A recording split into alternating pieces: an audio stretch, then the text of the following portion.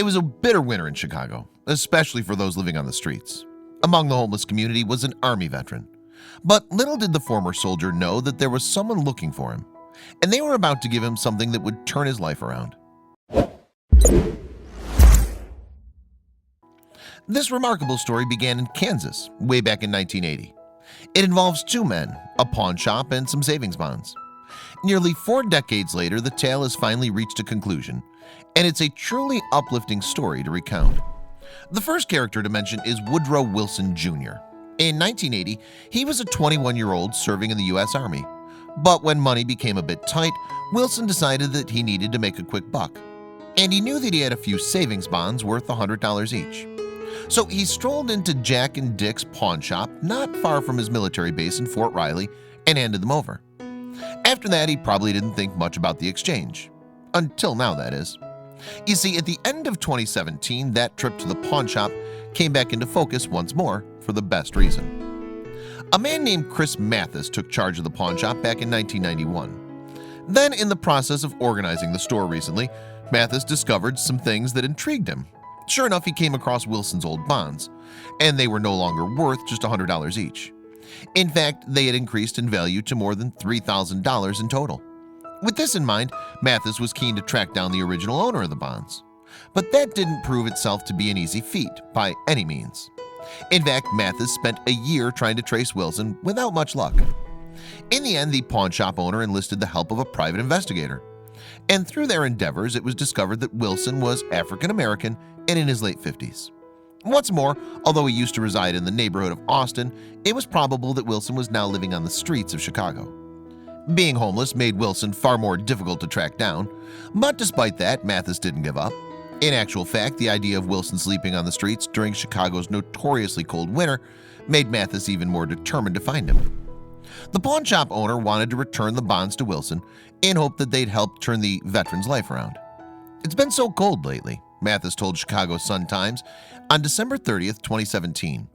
"This can help him get off the street."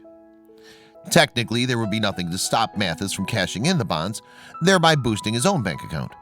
But the Good Samaritan had other ideas. He explained how it was so much more fun to return the bonds to their original owners and then see their reactions. "I've done this so many times, and the guys just can't believe that we still have them," he said. And with more than 50 lucky people reunited with their bonds thanks to Mathis, Wilson would be just one of many to get such a pleasant surprise. But first, of course, there was the small matter of finding Wilson. And although he had proven so elusive, to use Matthew's own words, with the help of people on the street and a Chicago Sun-Times reporter, Wilson was finally located.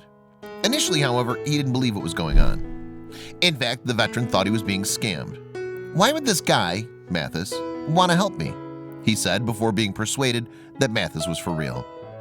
Wilson was subsequently overwhelmed to think that the pawn shop owner had decided to return his bonds. "This is huge for me," the former soldier said. "I'm extremely grateful." Unfortunately, Mathis couldn't be there to see Wilson's reaction firsthand, but the two did get to speak on the phone a little later. Mathis also wrote Wilson a letter and described how he had worried about the dropping temperatures in Chicago. In return, Wilson also had a chance to tell Mathis a little bit more about his life. He explained how he'd been rejected from homeless shelters and that he only had a couple pairs of trousers and a single blanket to see him through the harsh winter. Now, thanks to Mathis's efforts to trace him, the homeless veteran could look forward to a brighter future. Wilson hadn't given a moment's thought to the bonds since he cashed them in all those years ago. It turns out his aunt had originally given them to him with help for his rent.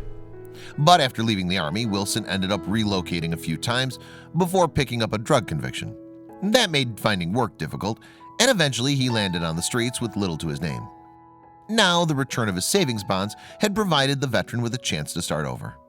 As a result, Wilson plans to find somewhere to live and then look for a job. But first of all, he took his girlfriend and daughter out for a meal to celebrate. Meanwhile, Mathis is delighted that all has worked out, especially since Wilson's name was the last in his drawer full of bonds to return. Now that all the bonds have found their ways back to their original holders, Mathis's job is complete. Pawn shop owners aren't generally known for being sentimental people, he joked, but he can now sleep easy, knowing that he helped to get a homeless veteran off the streets. In what is an incredible tale of kindness and determination, Wilson's life has been changed immeasurably for the better, and by a total stranger no less. but Mathis couldn't have done it without the help of the people of Chicago. Some of those good folk also had a hand in this happy ending.